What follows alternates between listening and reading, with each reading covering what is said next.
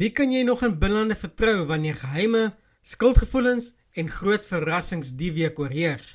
Bly ingeskakel, want hierdie week se episodes is propvol drama en emosies wat jy nie wil misloop nie. Hallo Binnelanders fans, ek is Jacques van TV Praatjies en vandag kyk ons na wat jy kan verwag van maandag 15 September tot Vrydag 19 September. Onthou om in te teken en die klokkie te druk, sodat jy altyd eerste weet wat in binneland gebeur. Maandag 15 September, episode 76. Talia begin wonder of sy regtig vertrou kan word om haar werk te doen. Bonnie herken 'n pasiënt en dit bring groot spanning, want sy kan eenvoudig nie stil bly daaroor nie. Intussen bots Tertius en Rensha ewig en sy skuldgevoelens begin hom heeltemal verteer. Dinsdag 16 September, episode 77.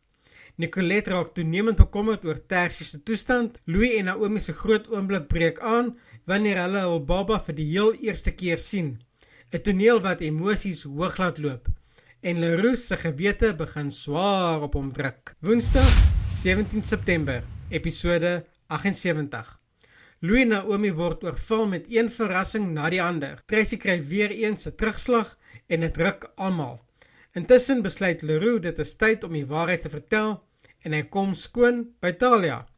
Donderdag 18 September, episode 79. By Tonic word Talia getref deur 'n hele reeks teëspoed.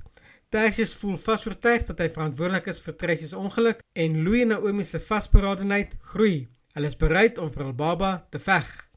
Vrydag 19 September, episode 80. Tertius se skuld raak so groot dat hy nie eers die moed kan hê om Tracy in die hospitaal te besoek nie.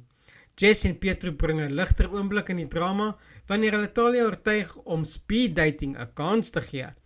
Intussen besef Louis en Naomi dat hul pad vorentoe nog vol uitdagings is. Dis duidelik, binneland gaan hierdie week vir ons groot drama, hartseer en hoop bring. Wie dink jy se geheime gaan eers ontplof? Leroux of Tertius? Laat weet my in die comments. En onthou, as jy van hierdie voorskou gehou het, druk die like knoppie en teken in vir weeklikse updates. Tot volgende keer.